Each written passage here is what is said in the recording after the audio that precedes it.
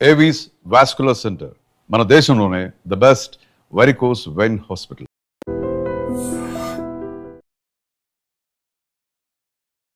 నమస్కారం, welcome to I dream. ధర్మ మార్గం విత్ విజిత కార్యక్రమానికి స్వాగతం.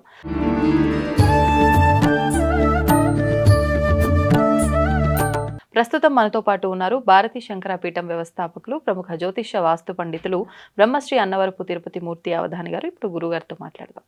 నమస్కారం గురుగారు. పరమేశ్వరార్పణం. గురుగారు, ఈ మధ్యకాలంలో జాతకం చూపించుకుంటే చాలా మందికి జాతకంలో దోషాలు ఉన్నాయి అని చెప్పి దానికోసం పరిహారాలు చేసుకోవాలని చెప్పి వింటూ ఉన్నాం. ఇలాంటివి ఎక్కువగా ఈ మధ్యకాలంలో. అంటే ముఖ్యంగా జాతకంలో గనక ఎటువంటి దోషాలు ఉన్నా కూడా, అంటే దోషం ఎటువంటిదైనా కూడా తరచూ అంటే గోశాలకు వెళ్ళి అక్కడ గో సేవ చేసుకోవడం కానివ్వండి, గోవులకు ఏమైనా ఆహారం తినిపించడం వల్ల కానివ్వండి, ఈ పరిహారాలు ఏమీ లేకుండానే జాతక సమస్యలు తొలగిపోతాయి అని చెప్పి విన్నాను. ఇది ఎంతవరకు వాస్తవము? ప్రతిదానికి కూడా ఒక తత్వం అనేటువంటిది ఉంటుంది. ప్రధానంగా మనం చెప్పుకోవాలంటే జాతకరీత్యా దోషములు అనేటువంటిది జన్మతహాగా ప్రతి మనిషికి కూడా ఏర్పడి ఉంటాయి. ఎలా ఏర్పడి ఉంటాయి అంటే దశ, అంతర్దశ, విదశ, ప్రాణదశ, సూక్ష్మదశ అని ఉంటాయి. 5 రకాల దశలు. అలాగే అతని నక్షత్రం ఏమిటి, లగ్నం ఏమిటి, రాశి ఏమిటి అని ఉంటుంది. నక్షత్రానికి, లగ్నానికి, రాశికి సంబంధాలు ఉండవు కొంతమందికి అన్నిట్లకి సంబంధమై ఉంటూ ఉంటాయి. అన్నీ ఒకళ్ళే. మేషరాశి, మేషలగ్నం వచ్చినప్పుడు అశ్విని నక్షత్రం ఇలా వస్తే వాళ్ళది విశేషంగా లీడర్ తత్వం ఏర్పడుతుంది. అలా కాకుండా రాశి ఒకటి, లగ్నం ఒకటి వచ్చినప్పుడు 4-5 రకాల విధానాల మీద నడుస్తూ ఉంటారు. ఎందులో సక్సెస్ అవుతారు అనేటువంటి మనం గ్యారంటీగా చెప్పడం కష్టం. ఎందువల్లంటే వాళ్ళకి మైండ్ ఎప్పుడు కూడా పలు రకాలుగా ఆలోచిస్తూ ఉంటుంది. దీనికి తోడు స్వయంకృతం, పరకృతం కొన్ని దోషాలు ఏర్పడుతూ ఉంటాయి. వాటికి మీరు అన్నట్టుగా ఆవుకి వాటికి మనం ఆహారం పెట్టవచ్చు. కానీ కర్మ ప్రారబ్ధం అనేటువంటిది ఎక్కువగా ఉన్న చోట మీరు ఎప్పుడన్నా విన్నారో లేదో, మనం ఆవుకి అరటిపండు పెట్టినా తిందు మన చేతుల నుంచి. మన అరటిపండు తీసుకొచ్చి పెట్టినా తిందు, మన చేతులతో ఏది పెట్టినా తినదు. ఎందుకు అంటే నీ కర్మ నేను ఎందుకు అనుభవించాలి? నీ కర్మ. ఇప్పుడు ఆవుకి పదార్థాలు పెడుతున్నామంటే మనం ఎవరము కూడా సంతోషంతో ఉండి ఏ ఇది లేకుండా తీసుకెళ్ళి ఒక పండు తీసుకెళ్ళి ఆవుకి పెట్టట్లేదుగా. మనం 3 పూట్ల 3 కంచాలు తింటున్నాము. ఆవుకి మరి ఎక్కడ ఏం తింటుందో తెలియదు. ఒక ఆవు కనిపించింది కదా, అటు చూస్తే అరటిపళ్ళ బండి కనిపించింది కాబట్టి అరటిపళ్ళ బండి నుంచి ఒక డజన్ అరటిపళ్ళు కొనుక్కెళ్ళి ఆవుకి పెడదాం, ఆవు కడుపు నింపుదాం అనే ఉద్దేశంతో మనం ఎవరైనా పెడుతున్నామా? అలా కనుక పెడితే గ్రహదోషాల నుంచి ఒక 45 నుంచి 50% బయటపడతారు. అలా కాకుండా నాకు ఈ దోషం ఉంది కాబట్టి ఆవుకి ఏదైనా పెడితే ఆ దోషం నుంచి నేను బయట పడతా కదా అని నువ్వు పెట్టావనుకో, అవి తినవండి. ఎందుకంటే నీ కర్మ నేను ఎందుకు అనుభవించాలి? నీ కర్మ నేను ఎందుకు అనుభవించాలంటే మనం తెలియక చేయట్లా. అంటే ఇక్కడ మన కర్మ ఆవు అనుభవించాల్సి వస్తుంది ఆహారం తినటం వల్ల. ఇప్పుడు మీకు ఒక విషయం చెప్తాను. మేము చాలా చోట్ల పూజలు చేస్తూ ఉంటాం. మొన్న కూడా ఒకళ్ళు అడిగారు, పంతులు గారు మీరు వాళ్ళల్లో చాలామంది పూజలు చేస్తూ ఉంటారు, ఎంత పూజలు చేసినా చాలా పై స్థాయికి వెళ్ళే వాళ్ళు చాలా కొద్దిమందే ఉంటారు, మిగిలిన వాళ్ళందరూ చాలా సామాన్యంగా ఉంటారు, ఎందుకండి అంటే రాజా రాష్ట్రకృతం పాపం రాజపాపం పురోహిత. అంటే ఇప్పుడు ఒక మనిషికి ఏదైనా దోషం ఉంది, దాన్ని నిర్వీర్యం చేస్తున్నవాడు ఎవరు? ఒక బ్రాహ్మడు. అంటే నీకు పూజ చేయించి శాంతి చేయిస్తున్నప్పుడు దాని నుంచి తీసేస్తున్నప్పుడు అది ఆపాదిస్తుంది. ఎవరికి ఆపాదిస్తుంది? నీ ద్రవ్యమేగా వాళ్ళు తినేది. నీ పేరు మీద పూజ చేసినప్పుడు నువ్వు వాళ్ళకి ఏదో బియ్యమనో లేదంటే ఒక 1000 రూపాయలు డబ్బులను ఇస్తే డబ్బులతో ఇంట్లో కావాల్సిన కొనుక్కొని తింటున్నారు. వాళ్ళ కుటుంబం పోషింపబడుతుంది అని అంటే మీ యొక్క దోషాలు తీసుకోవటం వల్లే కదా. కాబట్టి కొన్ని కుటుంబాలు వృద్ధి చెందవు. ఇప్పుడు నేనున్నా, కొంతమంది ఉంటారు, మేమేం చేస్తామంటే డబ్బు తీసుకోమండి, డబ్బు తీసుకోం. నీకు ఏ దోషమైనా ఉండని, ఎంత పెద్ద పూజ అయినా కానీ ఆ పూజకు అయ్యే సామాన్లు ఏముంటాయి, పూజా ద్రవ్యాలు ఉంటాయి, ఆ ద్రవ్యాలు మీరు తెచ్చుకోండి, లిస్ట్ రాసిస్తా. లేదంటే ఆ ద్రవ్యాలు తీసుకురమంటే తెప్పిస్తా, పూజకి మాత్రం నాకు దక్షిణ వద్దు. అంటే నీ ఏడుపు నా కుటుంబానికి పనికిరాదు, నేను యాక్సెప్ట్ చేయను. నిన్ను బాగు చేయాలని చెప్పి నేను ప్రయత్నం చేసి నీ యొక్క దోషాన్ని నేను తీసుకొని నా భార్య పిల్లల్ని నేను ఇబ్బంది పెట్టను. ఇప్పుడు నాకు ఆ డబ్బు నాకు వద్దు, పూజ చేయిస్తా. భగవంతుడు నన్ను ఏదో ఒక రకంగా నా కుటుంబాన్ని నడిపిస్తున్నాడు కాబట్టి నీ రూపాయి నాకు అవసరం లేదు. నీ కష్టం తీరిపోయినప్పుడు నువ్వు సంతోషంతో ఒక 100 రూపాయలు అక్కడ పెడితే అది నాకు 1,00,000 రూపాయలతో సమానం అవుతుంది. ఏడుస్తూ ఇచ్చే 1,00,000 కుటుంబాన్ని నాశనం చేస్తుంది. ఇవి కొన్ని నియమాలు ఉంటాయి. ఓకే. ఆ నియమాలను అనుసరించాలి. నాకు ఈ పాపం ఉంది కాబట్టి నేను ఆవుకి పెడతాంటే ఆవు ముట్టుకోదండి. బెల్లం తింటుంది ఆవు, తోటకూర తింటుంది, ఎండుగడ్డి తింటుంది, పచ్చిగడ్డి తింటుంది, అరటిపండు తింటుంది, ఏ పండు పెట్టినా తింటుంది. మనకు విపరీతమైన దోషం ఉన్నప్పుడు మన చేతి నుంచి ఆవు తిందండి. ఇది చాలా మందికి అనుభవం. ఓహో. ఎందుకు తినట్లేదు అని వాళ్ళకి అర్థం కాదు. అదంటే ఆవులు అరటిపళ్ళు తినకపోవటం ఏంటి, తింటాయి. మనకు దీనికి ఉదాహరణ కూడా కంచిలో నేను నా భార్య ఇద్దరం ముగ్గురం కలిసి వెళ్ళాం గురుగారి దగ్గరికి. ఆయన దగ్గర ఎప్పుడు కూడా 7 కుక్కలు ఉంటాయండి. 7 కాదు 8 కుక్కలు ఉంటాయి. అష్టభైరవుల్లాగా కుక్కలు ఉంటాయి. ఆయన దగ్గరకు వచ్చేప్పుడు ఎవరికైనప్పటికీ కూడా కుక్కకి ఆహారం తీసుకుంటామంటారు. రూపాయి తీసుకోరు ఆయన కూడా. నా దగ్గర ఉండే కుక్కలు 8 కుక్కలు ఇక్కడ తిరుగుతుంటే వాటికి ఆహారం తీసుకుంటారు. తీసుకొచ్చినప్పుడు నేను చూస్తున్నా, ఇంత బిస్కెట్లు తీసుకొస్తే ఒక అతను తీసుకెళ్ళి కుక్కకి బిస్కెట్ పెడుతున్నా, దగ్గరకు వచ్చింది, వాసన చూసింది, వెళ్ళిపోయింది పక్కకి, తినట్లా. ఆ తర్వాత దాన్ని గురుగారు తీసుకొని ఓ మంత్రం చెప్పారు, మళ్ళీ బిస్కెట్ చేతికిస్తే అప్పుడు తింది కుక్క వచ్చి. నీ కర్మ నేను ఎందుకు అనుభవించాలి? నీ కర్మ ప్రారంధం నువ్వు తీర్చుకో. దానికి పూజలు చేస్తావో పునస్కారాలు చేస్తావో దానికి కొన్ని ఉన్నాయి. అవి పూర్తి చేసుకొని నీ కర్మ ప్రారంధాన్ని నువ్వు ప్రాయశ్చిత్తం చేసుకుంటే ఆ తర్వాత మిగిలినంటే నేను తీసేస్తా. అంతేకాని నువ్వు నాకు పెట్టేసేసేసి నీ పాపాన్ని మొత్తం పరిహారం చేసుకుందాం అనుకుంటే నీ పాపం నేను ఎందుకు తీసుకోవాలి? అనుభవించంత అని చెప్పి కొన్ని తినమండి. ఇవి చాలామందికి స్వయంకృతం ఈ విషయం. మాత్రం పెడితే ఆవులు తినవు. 10 మంది పెట్టినా 10 చేతులతో తింటాయి. కొంతమంది చేతులతో పెడతాయి అంటే పక్కకి తిప్పేస్తాయి. దానికి తెలుసు. గోవులో సర్వదేవతలు ఉంటారండి. గోవులో సర్వదేవతలు ఉంటారు. అందుకనే అంటారు, రోజు మనం భోజనం చేసే ముందు ముష్టి ఇట్లా గడ్డి, ఎండుగడ్డి కానీ పచ్చిగడ్డి కానీ, ఏది మనకు కుదిరినప్పుడు కాదు, రోజు మన ఇంటి పక్కన ఎక్కడ ఆవులు ఉన్నాయి, మన మధ్యాహ్నం 12 గంటలకు భోజనం చేస్తాం. ఆ భోజనం చేసే సమయంలో పోనీ మన ఆ రోజు అక్కడ ఉండమన్నప్పుడు అంత గడ్డి మన చేతుల్లో తీసుకెళ్ళి ఆవుకి పెట్టి వచ్చేసేసి మనం భోజనం చేసుకుంటూ వెళ్తే అసలు కష్టం మన జోలికి రాదు. ఎందుకంటే మనం తినే ముందు గోవుకు పిడికిడి పెట్టాంగా. అవును. ఆ పిడికెడు అంటే అయ్యుంగా అని ముష్టి ఇంకా రోతి పాపని తీసుకొచ్చేది పిడికిడే, పాపాన్ని వదిలించేది పిడికిడే. అది నువ్వు రోజు ఒక పిడికిడి పెట్టొచ్చావు అనుకో, కొత్తవి రావు. ఇప్పటి వరకు ఉన్నవి అనుభవిస్తావు. ఈ ఉన్న వాటిని దానికి తగ్గ ప్రాయశ్చిత్తాలు అనేటువంటి జాతకరీత్యా ఏవైతే ఉంటే దాని ప్రాయశ్చిత్తాల ద్వారా వాటిని పరిష్కరించుకోవచ్చు. కానీ కొత్తవి మాత్రం నీ జోలికి రావు.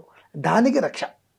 అదండి పరిస్థితి. కాబట్టి ఏదో జాతకంలో దోషాలు ఉన్నట్లయితే ఆవుకు పెట్టేస్తే ఆ దోషాల నుంచి బయటకు వచ్చేస్తామనేటువంటి వాటి పచ్చి అబద్ధం. అవి తినవు. నీ కర్మ బాగుంది అంటేనే తింటాయండి. లేదంటే ఇప్పుడు ఈ వీడియో వినవాళ్ళు చాలామంది అవును మా చేతి నుంచి పెడితే మేము తినలేదు అనుకునే వాళ్ళు చాలామంది ఉంటారు. కనెక్ట్ అవుతుంది. కాబట్టి మన పాపాలు వదిలించుకోవడం కోసం ఇప్పుడు పెట్టద్దు. మనం ఎలా అయితే కడుపు నిండా తింటున్నామో అవి కూడా ప్రాణులే, వాటికి కూడా ఆకలి ఉంటుంది. కనుక నువ్వు రోడ్డు మీద వెళ్తూ ఆవు కనిపించింది, ఇటువంటి అరటిపళ్ళు బండి కనిపించింది, అదేదో చెత్త తింటూ ఉంటుంది కాదని చెప్పి అక్కడ నీ బండి ఏదో నాపేసుకొని 1 డజనో లేదా 10, 5, అర డజనో తీసుకొచ్చి ఆవు కనుక అందిస్తే అది తింటే అప్పుడు నువ్వు చేసుకున్నటువంటి కృతం పాపాలు తొలగిపోతాయి. ఏది నా పాపాలు పోవాలని పెట్టినప్పుడు కాదు, అసలు ఆవు కడుపు నింపుదాం అన్ని చేతనైంది నువ్వు పెట్టినప్పుడు. అలాగే కొంతమంది చేస్తారు కొన్ని పనులు. దయచేసి చెప్తున్నానండి, కొంతమంది మురిగిపోయిన అన్నం, మిగిలిపోయినవి కాదండి, మురిగిపోయినవి. నిన్నటి అన్నం ఉంటుంది, అది వాళ్ళకి పాడైపోతుంది, వాళ్ళ ఉదయానికి కంపు కొట్టేస్తుంది. దాని దగ్గర కూడా మనం వెళ్ళాం. ఆ అన్నం తీసుకెళ్ళి కుడితిలో కలిసి ఆవుకి పెట్టేస్తారు. చపాతీలు పెడతారు, అవి 2 రోజులు అయిపోతాయి, గట్టిపడిపోతాయి. వాటిని పెరుగులో నానబెట్టి కూడా వీళ్ళు తినరు, మళ్ళీ ఆవులకి పెడుతుంటారు. ఇటువంటి పనులు చేస్తే మాత్రం వంశనాశనం అవుతుంది. జాగ్రత్త. అది ఒక ప్రాణి, మనిషి కాకపోవచ్చు, మనిషి కన్నా 1000 రెట్లు ఉత్తమమైనటువంటిది, మనిషి జీవితాన్ని ఉద్ధరించేటువంటిది, మనిషి జీవితానికి ఉండేటువంటి దోషాలని మొత్తం హరించేటువంటిది గోవు. కనుక మీరు తిననివి తీసుకెళ్ళి ఆవుకు మాత్రం పెట్టవద్దు. ఇంట్లో అరటిపళ్ళు తీసుకొస్తారు, 4 రోజులు అయితే అవి పండిపోయినట్టుగా ఒక రకమైన వాసన వస్తుంది, అవి తీసుకెళ్ళి ఆవుకు పెడతారు. ఏం కర్మం అండి, నువ్వు తినవుగా. ఆవుకి ఏం పదార్థం పెట్టాలి, నువ్వు తినగలిగిన పదార్థం పెట్టు. ఓకే. నువ్వు తినకుండా పాడైపోయిన, నువ్వు తినలేవు, పుచ్చిపోయిన పదార్థాలు పెడితే దానికేం తెలుసు పాపం, నువ్వు పెట్టిన తినేస్తుంది. కానీ అంతకు మించినటువంటి కర్మ అనుభవిస్తారండి వాళ్ళు. ఇటువంటివి చేయడం అనేటువంటిది పాపం. ఇటువంటి దానికి వెళ్లకుండా నీకు చేతనైతే నాకు ఈ దోషం ఉంది కాబట్టి ఉలవలు పెడతా, కందులు పెడతా, రాగులు పెడతా, ముందు ఇదొకటి. ఈ మధ్యన పైత్యం బాగా పట్టింది, శనగలు నానబెట్టినవి, ఆ నానబెట్టిన శనగలు తీసుకెళ్ళి ఆవు పెడుతున్నారు. నువ్వు ఇన్ని శనగలు తిను, నానబెట్టిన ఏమవుతుంది? కడుపు నొప్పి వస్తుంది. మరి ఆవులకి రాదండి? ఏం దరిద్రం అండి ఇది. ఇంకిత జ్ఞానం ఉండాలి కొంచెమైన మనుషులకి. ఇన్ని శనగలు తీసుకెళ్ళి ఆవుకు పెడుతున్నాం, అవి మనం తింటే మన కడుపు ఎట్లా ఉంటుంది, మనం తట్టుకోగలమా? కాదు కదా, అలా పెట్టకూడదు కదా. ఉడికించి పెట్టు. ఉడికించి మీరు ఎన్ని తిన్నా ఏం కాదు కదండి. అప్పుడు దోష పరిహారణ కోసం పెడుతున్నాం కదా గురుగారు, ఏం కదా అలా ఉడికించి పెట్టడం? అసలు దోష పరిహారం కోసం పెట్టొద్దనే చెప్తున్నా. మీరు దోష పరిహారం కోసం ఎంత పెట్టినా అది అవ్వదు. ఓకే. దోష పరిహారం కోసం మీరు పెట్టాలంటే ముందు దానికి ప్రాయశ్చిత్తం చేసుకున్న పిదప మీరు పెడితే దోష పరిహారం అవుతుంది. ప్రాయశ్చిత్తము అంటే ఇప్పుడు ఏ దోషమైతే ఉందో దానికి కొన్ని జపాలు, హోమాలు ఉంటాయి. అవి పూర్తి చేసుకున్న అనంతరం మీరు ఆవుకి పెడితే ప్రాయశ్చిత్తం అవుతుంది. దోషం అనేటువంటిది లేకుండా 1 కేజీ ఉలవలు చక్కగా నానబెట్టి రుబ్బి ఆవుకి పెడదాం, లేదా ఉడకబెట్టి ఆవుకి పెడదాం, ఆవు తృప్తిగా తింటుంది కదా అంత ఉప్పేసి పెడితే అని పెట్టండి. అటువంటిది పెడితే మీ కర్మ ప్రార్థన తీరిపోతుంది. కర్మ ప్రార్థన తీరాలి అని చేసేటువంటి మీకేమీ తీరవు. ఆవు కడుపు నింపుదాం అనేటువంటి ఉద్దేశంలో చేసేటువంటిది దాన్ని మీరు చూడండి. దాన్ని కడుపుకి మీరు తృప్తిగా దానికైనా పెట్టాలని చూస్తే దాని కళ్ళ నుంచి నీళ్ళు వస్తాయండి. మీరు ఎప్పుడన్నా కుదురుతున్నప్పుడు ఇక్కడ ఆవు కనిపిస్తే 4-5 అరటిపళ్ళు తీసుకెళ్ళి దానికి పెట్టండి, తోలు తీసేసి నోటికి అంటించండి, కింద పడేక్కర్లేదు. అదే మన చేయి నోట్లోకి వెళ్ళినా దాని పళ్ళు మనకేం ఇదవ్వదు. దానికి కింద వరసే ఉంటాయి, 1 వరసే పళ్ళు ఉంటాయి, 2వ వరసే పళ్ళు ఉండవు. కాబట్టి అదేం కొరకదు. చేతికి అందించండి. అది తినేసిన తర్వాత మన వంక చూస్తుంది ఒక చూపు, ఆ చూపు చాలండి మనకు జీవితం బాగుంది, ఈ కంచి మారిపోతుంది అనుకోవడానికి. ప్రత్యక్షంగా కళ్ళలోంచి దాని కడుపు నిండితే కళ్ళలోంచి నీళ్ళు వచ్చేస్తాయి ఆనందంతో. అంతకన్నా కావాల్సింది ఉందండి. ప్రత్యక్షంగా మన కళ్ళకు కనిపిస్తాయి కాబట్టి దాని కడుపు నింపడం కోసం పెట్టండి. అంతేగాని మీ జాతకంలో ఉండేటువంటి సమస్యలు, దోషాలు పోవాలని మాత్రం మీరు పెడితే ఉపయోగం లేదు. ఇప్పుడు ఇంకొక విషయం గురుగారు, విన్నాం చాలాసార్లు, ఆవుకి పెడుతున్నప్పుడు ఆవు అరచేతిని కనుక నాలుకతో తాకితే మంచిది అని చెప్పి. అరచేతులు ఏంటండి, దాని పక్కన మనం కూర్చున్నప్పుడు, మేము చిన్నప్పుడు ఆవుల దగ్గరే ఉండేది, చక్కగా నాలుకది చెయ్యంతా నాకుతూ ఉంటుంది చక్కగా. దానివల్ల ఏమవుతుందంటే ఎలాంటి రోగాలు రావండి. ఎటువంటి పరిస్థితుల్లో ఎసక ఒంటి మీద రాస్తే ఎలా ఉంటుంది అలా ఉంటుంది నాలిక, స్మూత్గా ఉండదండి, స్క్రబ్ లాగా. అది ఒంటి చెయ్యి అంతా మనం తౌడు లోపల తిప్పుతున్నప్పుడు ఇదంతా నాకుతూ ఉంటుంది. అది శరీరానికి పట్టినటువంటి చాలా రకాల రోగాలు భయమైపోతాయి స్పర్శకి. మంచిదండి అదంతా. గురుగారు, ఒకప్పుడు గ్రామాల్లో చూసుకున్నట్లయితే, గ్రామాల్లోనే కదా ఎక్కడ చూసుకున్నా కూడా శ్మశానం అనేది ఊరి బయట, ఊరి చివర ఎక్కడో ఒక దగ్గర ఉండేది. కానీ ఇప్పుడు ఆ విధానం లేదండి. శ్మశానాలు ఇళ్ళ మధ్యలోనే ఉంటున్నాయి, కాలనీ చివరిలోనే ఉంటున్నాయి. ఎక్కడ పడితే అక్కడే ఈ సంస్కారాలన్నీ చేసేస్తున్నారు. అంటే దీని అన్నిటి వల్ల అక్కడ నివసిస్తున్న వారికి ఏమైనా దోషం అనేది ఉండే అవకాశం ఉంటుందంటారా? అక్కడ ప్రత్యేకించి ఉండే ఇళ్లలో వాళ్ళు ఏమైనా జాగ్రత్తలు పాటించాలంటారా? ఇప్పుడు మనము శ్మశానము అని అంటున్నాం కదా, ఒకప్పుడు భూమి మొత్తం శ్మశానమే అమ్మా. అవునా? భూమి మొత్తం శ్మశానమే. దీని మనకు చండీలో దీని విధానం ఇస్తారు, శుంభస్యైవ నిశుంభస్య ధూమ్రాక్షస్య చ మర్దిని అని చెప్పి. అలాగే రక్త బీజ వధే దేవి చండముండ వినాశిని అని చెప్పి ఉంది. అవును గురుగారు. ఈ శుంభ నిశుంభాదులు అనేటువంటి రాక్షసుల్ని, అలాగే మహిషుణ్ణి సంహరించినప్పుడు ఆ ఒక్క శరీరం నుంచి వచ్చినటువంటి మాంసముద్దలు భూమి మొత్తం చెల్లాచెదురుగా పడినవి. అలాగే రక్త బీజవధే దేవిని, రాక్షసుడి పేరే రక్తబీజుడు. అతని శరీరం నుంచి ఒక రక్తపు బిందు కింద పడితే అందరు రాక్షసులు వస్తారు. అలా అమ్మవారు సంహరిస్తున్నప్పుడు అతని శరీరం నుంచి వచ్చినటువంటి రక్తం భూమి మొత్తం ఎర్రగా వచ్చేసింది. అనేక రకాలుగా రాక్షసులు ఉద్భవిస్తూనే ఉన్నారు. అప్పుడు అమ్మవారి నాలిక మొత్తం భూమికి చుట్టేసేసి ఆ రక్తబీజుల యొక్క రక్తం కింద పడకుండా ఆ రక్తాన్ని మొత్తం పీల్చేసి మనం చంపేసేసింది. ఇలా ఉన్నప్పుడు భూమి మొత్తము కూడా శ్మశానం. దీని పేరే రుద్రభూమి. మంచి భూమి చెడ్డ భూమి అంటానికి లేదమ్మా. దీని మొత్తం భూమండలం మొత్తం కూడా ఒకప్పుడు రుద్రభూమే. శుద్ధి చేసుకుంటూ వస్తూ ఉన్నారు. శ్మశానం అనేటువంటిది ఆ తర్వాత ఊరు చివరకు ఉంటుంది. ఊరు మొత్తం ఊరిలో ఉంటే ఊరు చివరి శ్మశానం ఉంటుంది. సంబంధం లేకుండా ఉండాలి. ఎందువలన ఈశ్వరుడు శ్మశానంలో ఎప్పుడు నాట్యం ఆడుతూ ఉంటాడు. ఆ నాట్యం ఆడుతున్నప్పుడు ఒక్కోసారి సుడిగాలి లాగా వచ్చి మొత్తం అంతా తిరిగిపోతూ ఉంటుంది. దాని విషయం జనాలకు అర్థం కాదు. ఏదో దయ్యం వచ్చింది, ప్రేతం వచ్చింది, భూతం వచ్చిందని చెప్పి రకరకాలుగా భయపడి ఇబ్బందులు పడతారనే ఉద్దేశంతో ఎక్కడో దూరంగా ఉంటే ఏ ఇబ్బంది ఉండదు, ప్రశాంతం. ఇవాళ శవాలతోటే వ్యాపారం చేస్తున్నప్పుడు ఇంకా శవాల మధ్యలో మనం ఉంటే వచ్చే నష్టం ఏముందమ్మా? నేను అంటున్నాను కాదు, తెల్లవారులేస్తే శవాలతోటే కదా నడిచేది, శవాల మీదే నడుస్తున్నారు, శవాలతోటే నడుస్తున్నారు. ఇక అది శ్మశానం అంటానికి వీలే ఉంది. ఎన్ని శ్మశానాలలో అపార్ట్మెంట్లు నిలిచి అవును. బాలార్కౌ ప్రేత ధూమశ్చ, అర్ధాయుష్కులుగా ఎందుకు చనిపోతున్నారు అని అంటే ప్రేత ధూమశ్చ అని శవదహనం చేస్తున్నప్పుడు ఆ ధూమం వచ్చేటువంటి పొగ పీలిస్తే ఆయు క్షీణమవుతుంది, ఆయు క్షీణమవుతుంది. దానికి తోడు మనిషి చనిపోతే స్నానం చేయాలని అంటూ ఉంటారు. ఇవన్నీ ఎందుకు అంటారు అంటే కొన్ని దహనానికి ముందు మనిషి యొక్క శరీరం నుంచి ఆత్మ వెళ్ళిపోగానే అనేక రకాలైనటువంటి జీవాలు శరీరం మీద క్రిమిలాగా ఆవహిస్తాయి. ఆ పరిసరాలు ఉన్న వాళ్ళందరికీ కూడా రకరకాలైనటువంటి వ్యాధులు వచ్చే అవకాశం ఉంటుంది. కాబట్టి చనిపోయిన వ్యక్తి దగ్గరికి వెళితే వెంటనే స్నానం చేయండి, అవన్నీ పోతాయి అని చెప్పి అంటుంటారు. అదే రకరకాలుగా తీసుకుంటూ వచ్చారంతా వేరే విషయం. ఇప్పుడు ప్రేత ధూమశ్చ ఇవన్నీ ఉన్నాయి కనుక ప్రేత ధూమం అనేటువంటిది కనుక వాసన వస్తే ఆయు క్షీణం అయిపోతున్నటువంటి విషయాన్ని ధృవీకరించి ఉంది కనుక ఊరు చివరి పెట్టినట్లయితే ఏ ఇబ్బందులు ఉండవు. ఆ ఈశ్వరుడు అక్కడేదో నాట్యం ఆడతాడు, కుటుంబం క్షేమంగా ఉంటుంది అని. ఇవాళ తెల్లవారు లేస్తే శవాల మీదే కదండి వ్యాపారాలు జరుగుతున్నాయి.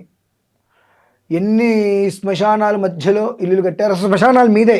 అవును, శ్మశానం మీదే ఇల్లు కట్టేసేసి నాకేదో ఆత్మ పట్టిందండి, దయ్యం పట్టిందండి, పీడ పట్టింది, పిశాచం పట్టిందంటే ఎట్లా అండి? సమాధులు చేస్తారు. అటువంటి సమాధుల్ని ఎన్నో సమాధుల్ని కబ్జా చేసేసుకొని వాటి మీద ఇల్లులు కట్టినవి లేవా అండి? మరి సుఖంగా ఉంటారు, సుఖంగా ఉండట్లే. రిపీట్, అటువంటి పని చేసినప్పుడు మనకు సుఖంగా ఉంటే ఎక్కడి నుంచి వస్తుంది? అన్ని కష్టాలు వస్తాయి. దీనికోసమేంటి, భూత శుద్ధి కోసమే భూమి పూజ అంటారు. శంకుస్థాపనకి ముందు భూమి పూజ అని అంటారు. ఆ భూమి పూజ ప్రక్రియ దగ్గరగా 6 గంటలు ఉంటుందండి. మనం అరగంటలో చేస్తున్నాం. 6 గంటలు దాని ప్రక్రియ ఉంటుంది. ఎందుకంటే ఇలాంటివి ఏవైతే ఉంటాయో వాటిని ఒక్కొక్క దాని నుంచి ఒక్కొక్క విధానంలో వాటిని తీసేసి 8 దిక్కులా కూడా అష్టదిక్పాలుగులను అక్కడ స్థాపించాలి. భూమి లోపల నవగ్రహాలని స్థాపించాలి, శంకు విధానాన్ని స్థాపించాలి. ఇవన్నీ చేసి కట్టినప్పుడు ఆ దోషం మంజోలికి రాదు. మనం స్థలం కట్టేది ఎక్కడ? ఇవాళ ఇక్కడ మనం కట్టే ఇల్లు, ఒకప్పుడు ఇదంతా కూడా అడవేగా. అంటే ఏవైతే కనుక ప్రకృతిలో ఉండేటువంటి జీవులు ఉంటున్నాయో వాటిని తొలగించేసేసి మనం అక్కడ నివాసం ఉంటున్నాం. మన ఇంట్లో ఒక పాము వచ్చింది, దాన్ని చంపేస్తున్నాం. అంటే మనం ఉండవలసిన ప్రాంతంలో మనం ఉండకుండా ఎక్కడ పడితే అక్కడ ఉంటూ నాకేదో అన్యాయం జరుగుతుంది అనేటువంటి విషయంలో మనం ఇదవుతున్నాం. కాబట్టి ఇవాళ శ్మశానం అంటే ముందు అర్థం తెలుసమ్మా? ఏ ఇంట్లో అయితే దీపారాధన లేకుండా ఉంటుందో ఆ ఇల్లు శ్మశానం. అంతకు మించిన శ్మశానం ఇంకేముంది?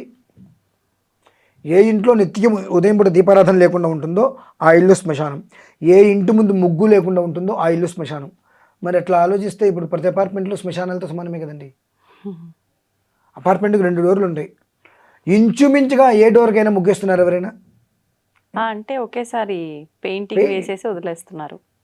అది కాదు కదమ్మా కావాల్సింది. ప్రతినిత్యం రాత్రిపూట కలాపు చల్లి ముగ్గు వేయాలి. ఈ ద్వారంలోనూ వేయాలి, ఆ ద్వారంలోనూ వేయాలి. లేవు కదా. ఇక మనం శ్మశానం అంటే ఏంటి, శ్మశానంలో ఇల్లు కడుతున్నారు, శ్మశానాన్ని కబ్జా చేస్తున్నారు కూడా మనం మాట్లాడుకోకూడదు. అంటే ఉపయోగం లేదు దానివల్ల. ఎందువల్ల అంటే భయం పోయిందమ్మా జనాలకి. ఎందువలన పోయింది? ఏదన్నా కష్టం అనిపించింది, గుళ్ళోకి వెళ్ళి కొబ్బరికాయ కొడదాం, దానికి ఏవో పరిహారాలు ఉన్నాయిగా, దానికి ఏవో పూజలు చేసుకున్నాం. కావాలని చేసేటువంటి వాటికి ప్రాయశ్చిత్తాలు లేవు. కావాలని చేసుకునే వాటికి ప్రాయశ్చిత్తాలు లేవు. కొన్ని ప్రాయశ్చిత్తాలు ఉన్న వాటికి మనం చేసుకుంటే దాని నుంచి మనం బయటపడతాం. కానీ ఏం జరుగుతుందో చూద్దాం అన్న తర్వాత, జరిగిన తర్వాత ఎవ్వరూ లేరండి రోడ్డు మీద. అలా వెళ్తూ దేనికో గుద్దుకున్నట్టుగా నేను కింద పడ్డా బండి మించి. ఇక్కడ ఒక మచ్చ వచ్చింది. జన్మాంతరం మచ్చపోదుగా. కాబట్టి ఏదైనా జరిగిన తర్వాత ఏం చేయలేం. జరగక ముందు ఎలా జాగ్రత్త పడాలనేటువంటి విషయంలో మనం తీసుకోవడం ఉత్తమం. ఇవాళ రోజుల్లో ఇంచుమించుగా ఏ అపార్ట్మెంట్ చూసినా ఎక్కడ అపార్ట్మెంట్ ముందు ముగ్గులు లేవు. ఏ ఇంటికి వెళ్ళాలన్నప్పుడు ఇంటి ముందు ఏదో కలర్స్ వేసేసేసి పెయింటింగ్ వేస్తున్నారు తప్ప ఎవ్రీడే వేసే ముగ్గులు లేవు. కాబట్టి మొత్తము కూడా రుద్రభూమిలోనే మనం నివసిస్తున్నాం. కాబట్టి మనకి ఏ అనర్థం జరగకూడదని రుద్రుని ఎక్కువగా ఆరాధన చేసుకుంటే ఆయన ఆయన ఏదో నృత్యం చేసుకుంటూ ఉంటారు. కాబట్టి మన జోలికి ఉగ్రభూతాలు రాకుండా మనం చేయవలసింది ఇంటి ముందు ముగ్గు, ఇంట్లో దీపారాధన చేసుకుంటే మన ఇల్లు శ్మశానం కాకుండా ఉంటుంది. అది విషయం అండి. ధన్యవాదాలు గురు. పరమేశ్వర అర్పణం. తవ్వండి, తవ్వుతున్న శివలింగం. పరమాత్మకు జీవా సరే దాన్ని అట్లా కప్పేసేయండి, చూపించదండి. Krishna is there. మూర్తి పూజ కాదు, సాక్షాత్ బ్రజేంద్ర నందన భగవాన్ ఉన్నారు మూర్తిలో. ఏమీ ఆశించకుండా ఆరాధించే వాళ్ళు కూడా ఉన్నారా ప్రభుజీ? నిజమైన భక్తి అంటే మనకు తెలియదు కాబట్టి